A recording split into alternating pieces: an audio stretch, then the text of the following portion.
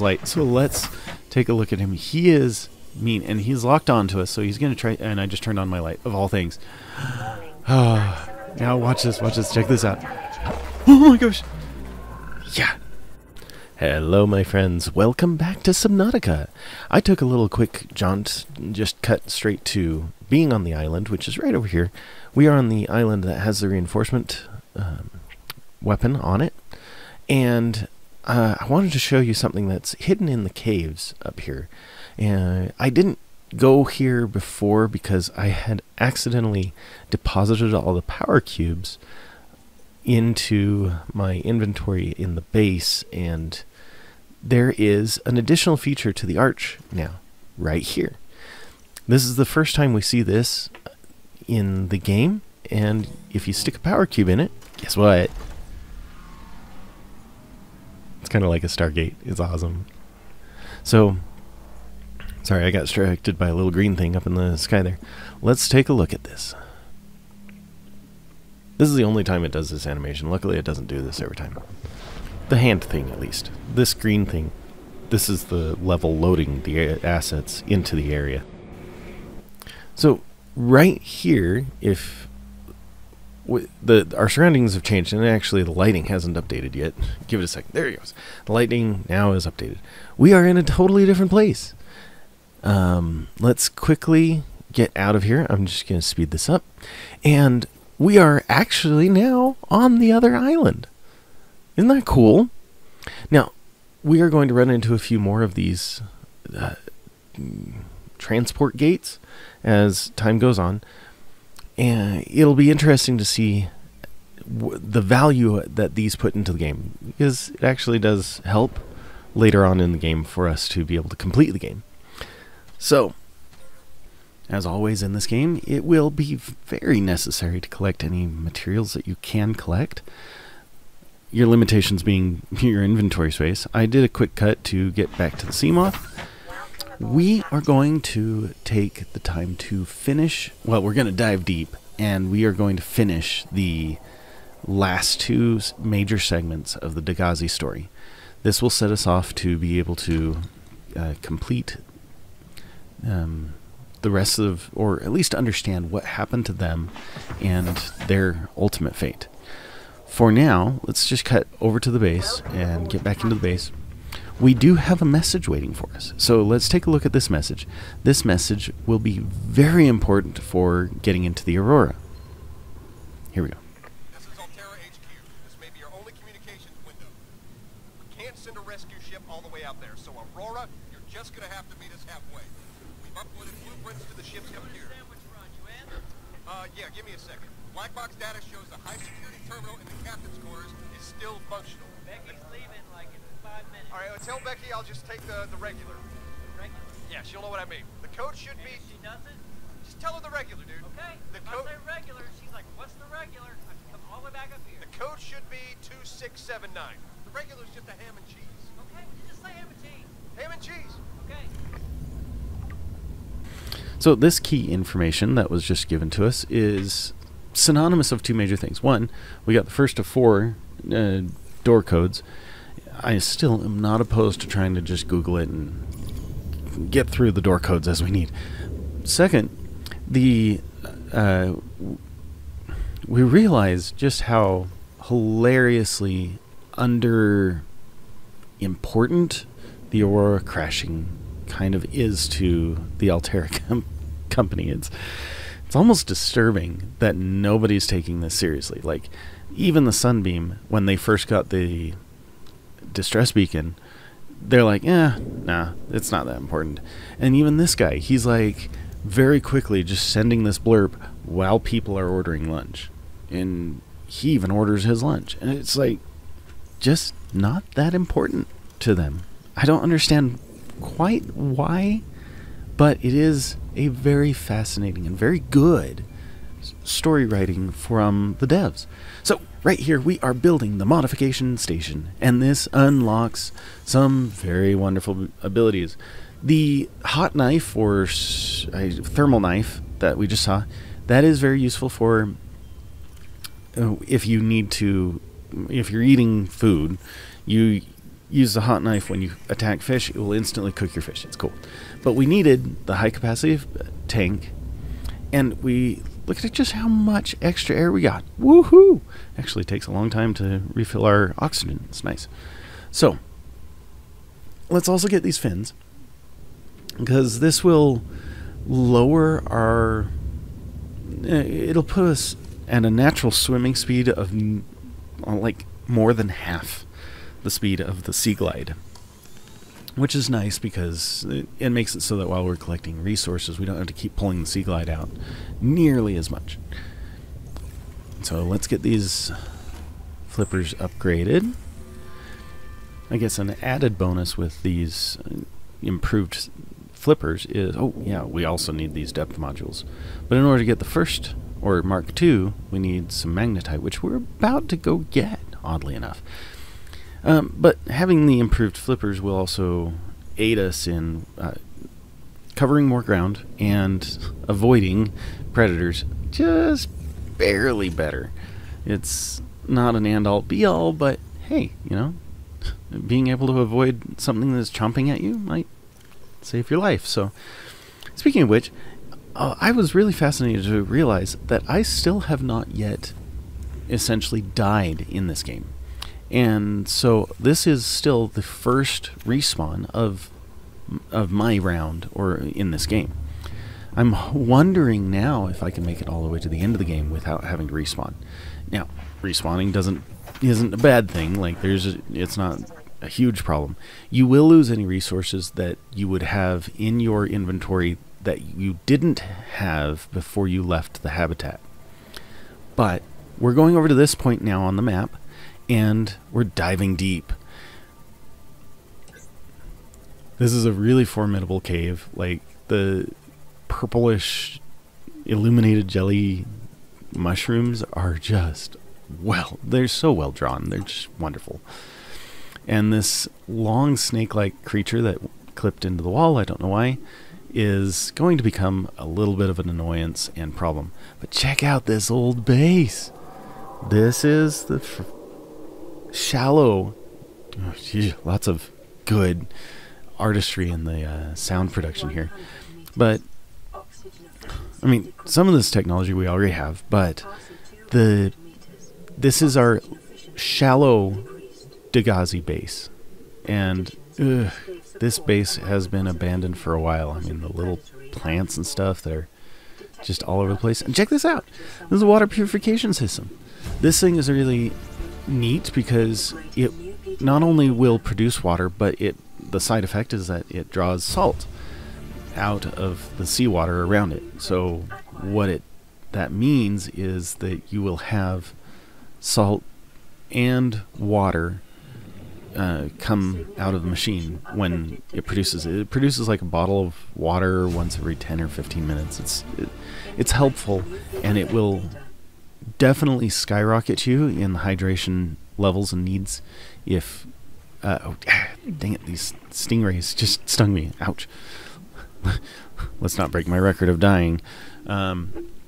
So the water purification system does take power, so you'll have to plan on that. I don't particularly need it. Hey, look, more tech. But the water purification system, finding it here definitely helps you with later on in the game, for as long as you have a base to set it up in. So we're finding some useful PDAs. These will give us our last, or some of our last recordings. Obviously, we've got one more base to go to. And it's just fun to go through here. And you could imagine, if I didn't have the improved oxygen tank, like I did the first time I played this game, it is a lot of running back to the Seamoth to get air. This is our first time where we pick up this chip, and it just gives us titanium. It's like, oh, man, we already collected that tech. So the data boxes, man, not another one. The data boxes are definitely something that we will run into more than, oh no, it's getting attacked. We need that. Let's get out of here as fast as we can. And of course, I get poisoned one more time. We'll have to heal up from that. Okay, where'd the puddle jumper go? Big snake. Or eel. I guess that's more of an eel, isn't it? There it is. That could have been really rough if that had been destroyed. I don't even know if we could have made it to the surface without dying. Anyway, let's repair the puddle jumper, and we are going to do a quick run through of the rest of this cave. This cave is kind of a long single channel cave. It does have some diversity to it, but before we leave this area, let's see if there's more tech that we can find while we try to avoid our friendly or not so friendly eels. But we are going to be looking for a resource right here. This is called magnetite, and several of the techs, like you saw, our Mark II depth module requires magnetite in order to be built. So we're going to try to pick up as much magnetite as we can before we go up to the surface, just to save ourselves time. And let's look through. That's a modification station. We don't need that.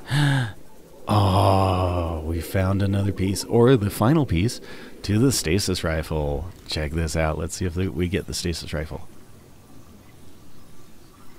And yes, we can build the stasis rifle. And that's just a nuclear. We've got the nuclear power plant. Let's see if we can find something else around here. Ooh, what's this? The thermal plant! This is my favorite power production system. Stick it right next to any heat source, and the thing will produce electricity forever. It's great. So let's speed this up. We'll go collect resources. You'll see me jump out lots of times. But you can get a feeling for the size of this cave. This cave is mostly covered. It does have 2 or possibly 3 entrances if you go to the interactive map. And it seems like there's an indication of a 3rd entrance, and I may or may not have found the 3rd entrance, but there is at least 2. So I just realized, let's play another clip from the Degasi survivors. Here we go. I thought it might get claustrophobic living underwater. Father feels it is.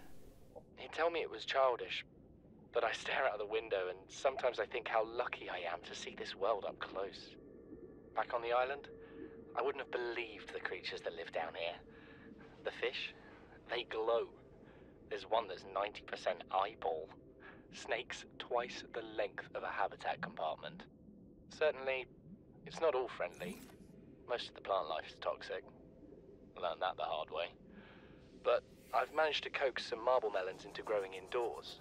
And when they don't cover our dietary needs, well, we eat the fish themselves.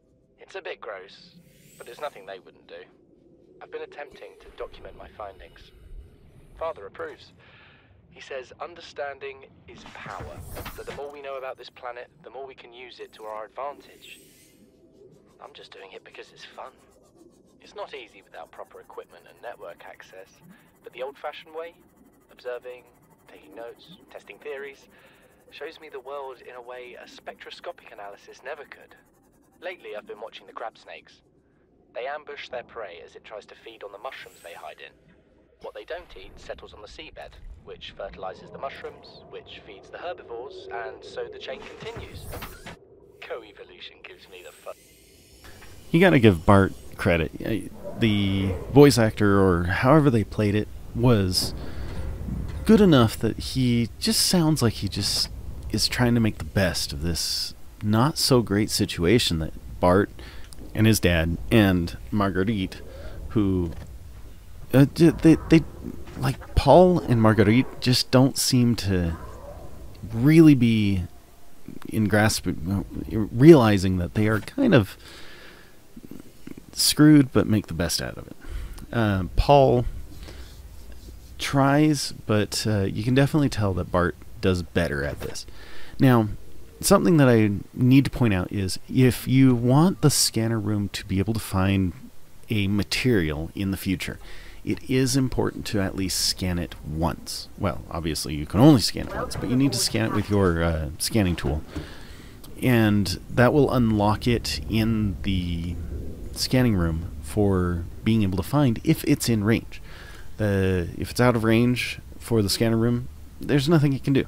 So now that we have some magnetite, let's go upgrade the depth module. Okay, I think we need to get just, well, I'm going to get rid of the creature egg that I picked up, but let's see. I didn't grab my play steel, and we need enameled glass. Right. Okay, so let's go grab and make some play steel, and this is where I realize that yet again, there's more resources that I need to get. So I'll tell you which resource that is in just a second. Check it out. So we make the titanium ingot, which takes 10 titanium. And then in order to make play steel, we're going to need 2 lithium. I was like, really? Really? Do I need this? Really? Let's go see if we can find the lithium. Funny enough, I remember a point in the jelly caves that I totally looked at and just decided not to grab some lithium. Can't believe it. So we got lead, we've got other stuff, we don't have lithium. So I gotta go get some lithium. Let's just do a cut. So on my way back, I realized, let's do another audio log. Incredible just happened. Since we're down here, I had this plan to build equipment and study the life forms we were encountering. But I didn't have enough enameled glass. So, I started looking for a natural substrate that would strengthen the glass we have. And those stalker teeth we've been finding fit the bill. Only, well, we needed more. That's when Marguerit got interested. She actually listened to me. More than I can say for father. And I worked up the courage to talk about my more tentative theories. When I told her they were attracted to metal deposits, that their teeth get dislodged when they pick them up, her eyes narrowed and she dashed out of the room. 3 hours later, she came back, her pack loaded down with stalker teeth. I asked her about it. She shrugged and said my theories were good. Said she had the meeting out of the palm of her hand. I think she meant it literally. She is incredible. She went out to the kelp forest armed with just a heat blade and went fin to fin with a pack of stalkers. On the one hand, that is the coolest thing I have ever heard. On the other, well, I hope the stalkers didn't come off worse than Marguerite did.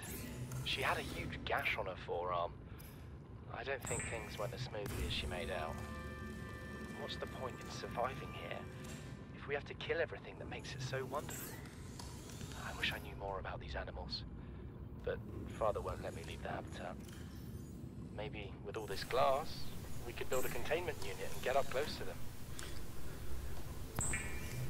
So, we just made the Mark II depth module, and as you probably are aware of the situation already, I probably don't have enough materials for the next upgrade. Let's see what happens. No, I'm just joking. I actually don't have 1 ruby. I have 2 rubies, and I need 3 in order to make this work. I can make the playsteel, but this is one point where I'm hindered by the fact that I have not collected enough rubies. And I was really surprised that I was just 1 short. Like, I had 2 out of 3. So, we will... But at least we have the Mark II. The Mark II will allow us to get to the deeper Degasi base. We'll have to stay just a little bit above the base because the base is at like 503 or 505 meters. But that's theoretically not going to be a problem. Except for this is going to be the part that actually gave me the most anxiety and still kind of gives me a little bit of anxiety to go to. This area is inhabited by what's called a crab squid, and I think it is one of the more impressively creepy designed creatures of the entire game, and you'll see why. So let's get everything ready. I think I emptied out my inventory well enough, so we'll put this in. We'll have a new depth of 500 meters. And let's go. We will be heading off to the area of the map just southeast-ish of the floating island and at a depth of 500 meters. So while we are getting ready for that, I'm going to grab some more medical kit and we're going to listen to another Degasi survivor. You know what Maida told me today? She wants to build a habitat 500 meters below sea level, more than a kilometer northeast of here. And she needs Bart and I to do it. She's got it into her head that she can save us if she just acts recklessly enough. But I've hauled Star Wars to Neptune, Plasteel to the Federation. This family operates 9 different mining colonies across the Ariadne Arm. Maida thinks she's better suited to lead. Her contract still says otherwise. But I just cannot damn well tell whether it's the stupidest idea I ever heard, or my only hope. I turned 80 years old last week. I thought I had another 80 in me, but marooned on this planet, there's no swapping out of my liver when the old one fails. Here, I'm mortal. And Maida is useful. So, it's my responsibility to make a decision. Return to the island and hope whatever knocked the Degasi out of the sky won't do the same to the rescue ship. Or take us deeper in search of answers. And all the while be hoping old age gets me before the sea monsters do. I'll give Maida just one thing. She was right about these caves. There's enough lithium there to fabricate 100 tons of plasteel. Enough for a damn fleet of Cyclops submarines. There was nothing anyone could have done to avoid crashing here. But I was right to order the detour. If we get off this planet, they'll be talking about the Torgal share price on the other side of the Federation. Passing 100 meters. Oxygen efficiency decreased. I don't know if you're noticing it, but I think somehow the audio got messed up in either my playthrough or the game just now does this. But it seems like just the last end... Hey, more rubies! It seems like the very last end of all these audios are getting clipped. Even though it will show you the transcription to the full words, for some odd reason the audio seems to be getting clipped, and I don't understand why. But moving along with that, this area is so beautiful. I'm going to try to keep the lights of the Puddle Jumper off so that we can just experience the beauty that's in this area, because it is kind of lit by these weird like floating bulbs. And I'll take a scan of them a little bit later. And we are starting to hear this crab squid. And it is kind of freaky. And here it is. This is the Degasi deep base. This thing is a little bit bigger than their other bases. And so we will have a little bit of exploration to do. And we've got to dodge some interesting characters. We've got those warpers that are jumping in and out of the area. It's almost like they see us here. And we already have the crab squid. This thing is freaky. I do not like the crab squid. I mean, I'm not entirely arachnophobic, but this guy reminds me of a spider, and he is darn creepy. He also not only will slash at you, but he attacks... he will attack with an EMP any electronics or mechanical item that he runs into. So... Oh, look at this. We found another creature egg. That'll be fun. I'm going to see if there's anything worth scanning in here. I don't know. I think we might already... Oh, look at this. We got to scan it first. The sound design on the crab squid is awesome. It, like, totally just dramatically increases the fear of the crab squid, because it... Yeah, he will seek you out, and... Part of the reason why he seeks you out, according to the lore, I looked him up on Wikipedia, and he is attracted to light, which I'm holding a giant light source. And, yeah, he will start attacking anything that has light. So let's take a look at him. He is mean, and he's locked on to us, so he's going to try... And I just turned on my light, of all things. Now watch this, check this out. Oh my gosh! Yeah! The fact that he has an OP EMP, I just barely dodged that and didn't get incapacitated. Oh yeah, let's get this repaired, because he did attack while I wasn't even in the sea moth. I mean, the Puddle Jumper, come on. So, yeah. I don't like this guy, but we still have more of this base to go. And look, as soon as I start approaching, he's like, "Oh, nope, you're not. You're not coming over here." I'm like, crap. So we've got to. I don't know. We should be able to. Let's try it. Let's just try it. We'll see what happens. And of course, I was not quite aware until I read the lore that these guys were attracted to light. And that is a bad sound. I'm glad that it told us this, because he really did just push the Seamoth down into crush depth. Let's see if we can save the Seamoth. We are really deep, as a reminder. Ooh, there was that cave right there above us. But if the Seamoth is destroyed, we are done. We will definitely have to respawn, because there's no way to get back up to the surface at 500 meters with the remaining air that we have. So let's repair the Seamoth and hopefully not get attacked in the process.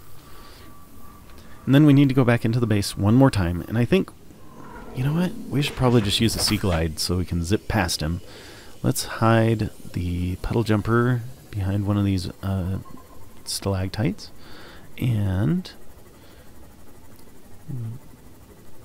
we'll use the, yeah, this is a good idea. Get a little bit of distance from him, and then we'll use the Sea Glide. Yeah, that's a good idea. And let's see. Oh, no, push the wrong button. No, now we need the light stick back. Okay, here we go.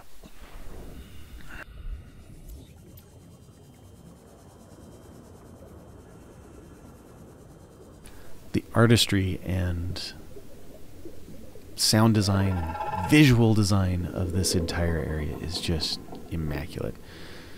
And it looks like there is, looks like charged swim fins. That could be nice, although I never really have found that I like these ones. They don't charge your, theoretically what the charged fins will do is they will, oh boy, this guy, yeesh. Play a little bit of cat and mouse here. The charged fins will recharge whatever you're holding, which is kind of a counterintuitive situation, because if you're holding an item, you swim slower. And let's just double check. Go in here. That guy is really creeping out. And let's get out of here. I think that we are good. Like, I don't think there's anything left to collect. And this is the end of the Degasi Survivors area. I mean, we've got a few more audio logs to play, but this is their kind of monument. I don't know why I swam towards him. I think it's because I was trying to use his momentum to not get attacked. But he is not happy with us. You can definitely tell he is following us. So if we're not careful, we are going to have to incur his direct wrath. Let's get out of here. Now, I don't know if you noticed in the distance, we had some warp. Ooh! Oh, we need to pick up this stuff.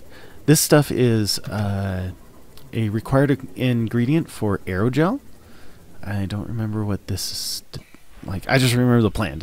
You're looking for a purple plant. Nah, I'm just joking. It's called a gel sac, which is used for creating aerogel, which will be very valuable for like things like the thermal plant, I think, uses aerogel, and a variety of other things. But also, the gel sac provide quite a bit of food and H2O. In terms of, you know how I was saying in some of the first episodes that I like the marble melon?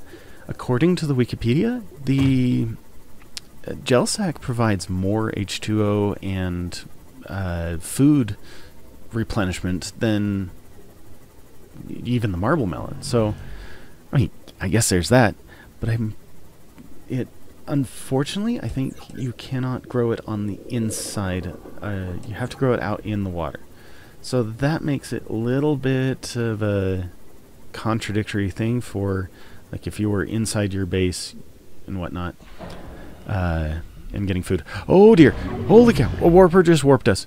Yeah, the warper, you can't get too mad at the warpers, but the warper's job is to try to contain the the Kara virus, which is that green stuff that we keep seeing on several animals. And if he warped us, that's an indicator that, we definitely have the coronavirus.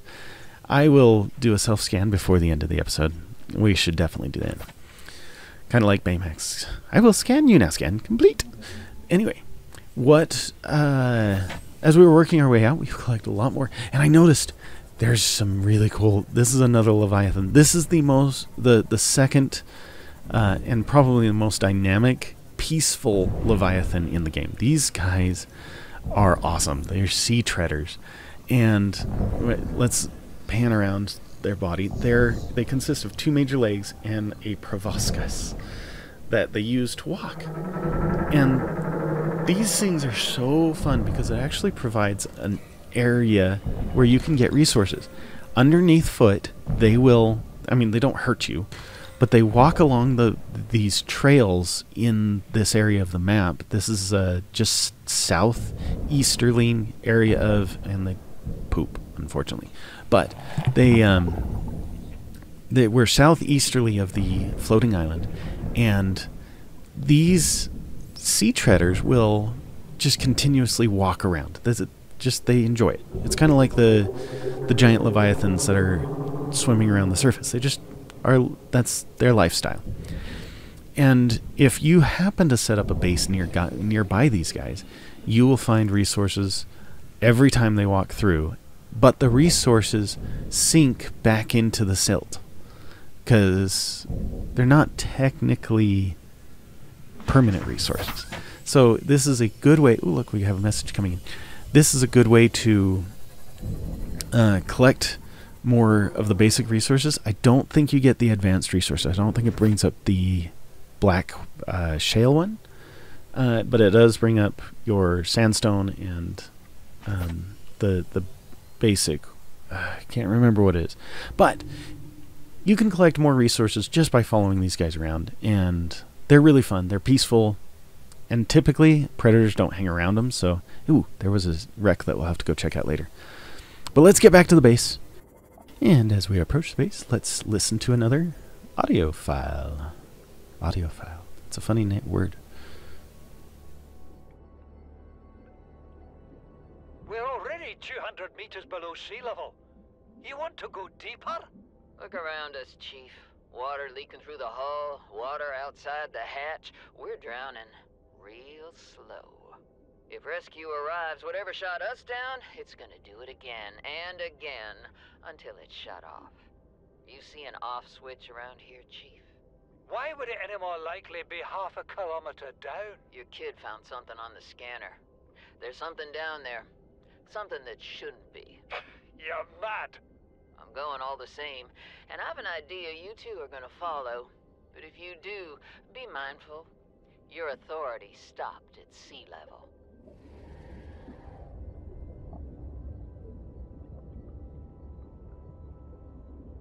Came out of nowhere. An alien kraken, bigger than a cyclops. Tore a hole clear through the reinforced hull. I barely got my breather in Welcome time. aboard, Captain. I told her. I said others would come. The rupture threw me clear of the habitat, and the monster turned and bore down on me. And just as its tentacles came within reach, neither appeared out of nowhere. She had a sea glide in one hand, a jagged piece of scrap metal in the other. She meant to butcher that beast or die trying. The last I saw her, she had the metal lodged in its neck as the monster did its best to shake her, contorting off into the darkness. I'm certain she got her wish, one way or another. Then I thought I saw a light deep below me. I hoped maybe Bart had swum clear. I followed it. Now I wonder whether I saw anything at all. Our oxygen is low. The habitat is gone. I can't see the sky. Something surely has the scent of my... There it is. Again, like, he was supposed to say scent of my blood. But, as a traumatic thing, again, I feel like the scripting and storytelling of the Degasi survivors was very well done. do I wish that I had done a better job at playing it in order? Yeah. Yeah, I really do. The aerogel sacks, I wanted to tell you a little bit more. Not aerogel, the gel sacks. They are useful for building like the thermal plant, as well as we need them for building the prawn suit, which we now have access to be able to do.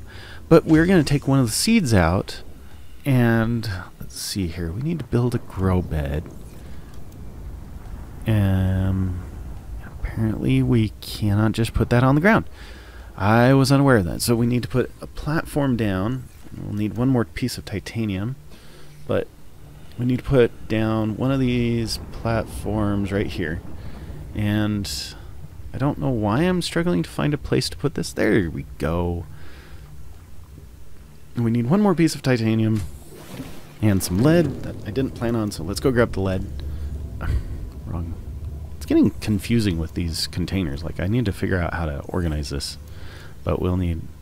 because we'll need 2 pieces of titanium for the grow bed and 2 pieces of titanium, 2 lead for the platform. Right? So here we are. Voila.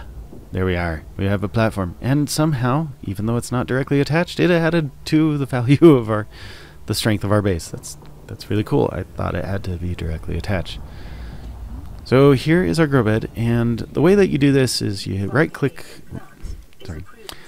click on the grow bed if you're close. No, you should be. Yeah, you left click, and then you can place the seeds in there, and that will start to grow. And when we come back, instead of just grabbing the whole thing, we can harvest 2 seeds, I think, for every time we harvest. Or you can just harvest all seeds. We'll have to swim for the surface, but it's 500 meters straight up. We'll make for the rendezvous and keep you posted. Out. Signal location uploaded to PDA. I kind of had talked over her a little bit, but basically it's another life pod.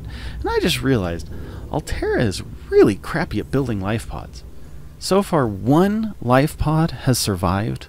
Give me a break. That's really bad odds.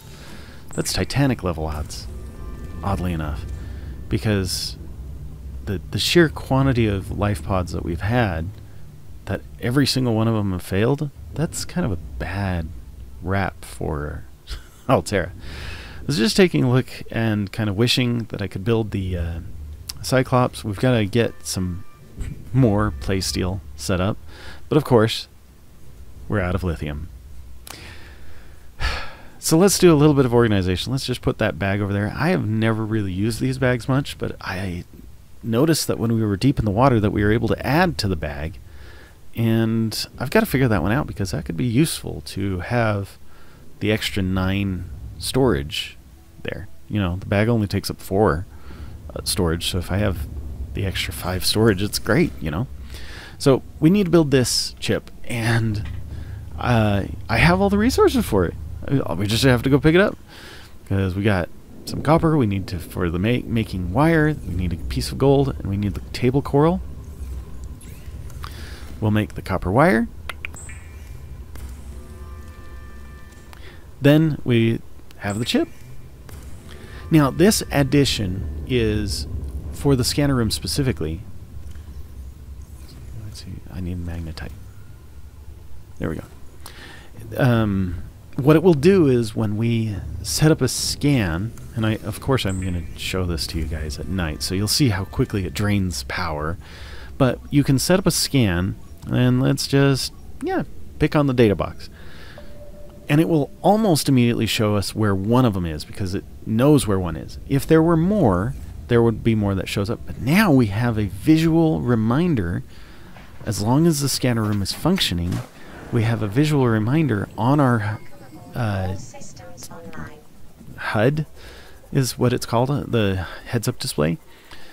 But basically the visor of our goggles.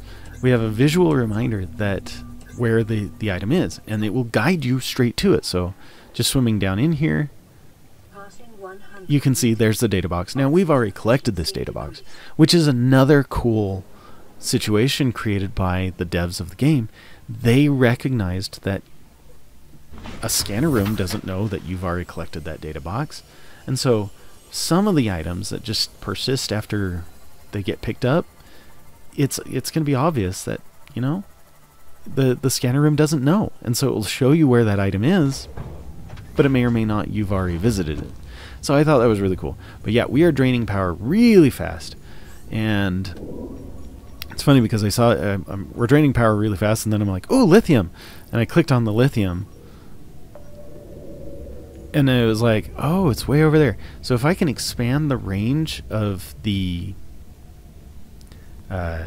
scanner room, which we can, we've got up to 4 modules we can use to expand it, we'll be able to find more lithium in our vicinity, and we'll be able to have the scanner room help us see it. But for now, hey, let's listen to another Degasi. Please, stop fighting and listen. We're sick. What? How? You've been coughing, right? Feeling itchy? Blisters? Yeah. The biometrics would have warned us if we were sick. It's something new. It's not in the database. Come on, then. What's it gonna do? Turn us inside out? Dissolve us into jelly? It's an alien bacteria. It's everywhere. Every organism on this planet. It's altering our genetic code. How are the creatures surviving if they're infected? I don't know yet. Want me to cut some of them open for you? Find out what makes them tick? No. Just tell me what you need, son. Materials, equipment. Just... Can I have some quiet? I need some time to think. So during that, I took off the gloves because I actually expected something else to happen when I did this. Self-scan complete. Bacterial infection in your system is progressing, detecting skin irritation and immune system response. Further data required to identify bacterial You clipped it off again. Taking off the gloves, I thought that Riley would show that he has the green pustules after scanning. So hopefully I can remember to take the gloves off before that point. Marguerit, Maida has boarded the habitat. What are you so happy about, Maida? Say, kid, I brought you something. Is that a Leviathan outside? Towed it home on the back of the sub. You killed that thing? It's still breathing. I was about to finish the job, but I can stay and chat if you'd like. No? Then make yourself useful and pass me that hardened blade. Are you out of your mind? You brought that thing here? What if it's not as dead as it looks? What if others come? You prefer it got curious and came of its own accord, or got messed up and dragged here? When we get off this planet, I am going to drag you through every court in the damn Federation. Yeah, you can definitely tell that Paul and Marguerite don't see eye to eye. But Paul did mention in one of the previous plays that I did that Marguerite gets dragged away by a Leviathan. And that actually is the same Marguerite in Subnautica Below Zero. I have had it with you, risking our lives. Oh, stow it, Chief. The kid can't kill this disease without fish to study. I'm just bringing him home. Bart, tell her. Tell her I'm right. You're both wrong. Marguerite, I can't find out how they resist the bacteria if you slaughter them all. It ain't always they oblige in coming in alive. He means you're being reckless. Father, the outcome's no better if we hole up in here and don't go outside. We have to find a middle way. There is no compromise. Not while she's on my sea base. Your sea base? I'm going outside. Bart, Torgal has disembarked the habitat. Bart, come in. It's dangerous. Damn it, boy. I know you can hear me. Chief, get off the radio and put on your helmet. What? Brace!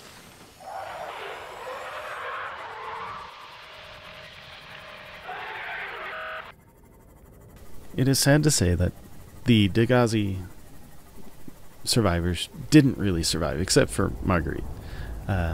Paul and Bart definitely checked out shortly after this. We do have the one recording from like a couple episodes ago that Bart did make it up to the surface, and he mentioned everything had been destroyed and whatnot, and he was like very surprised and blah blah blah. But yeah,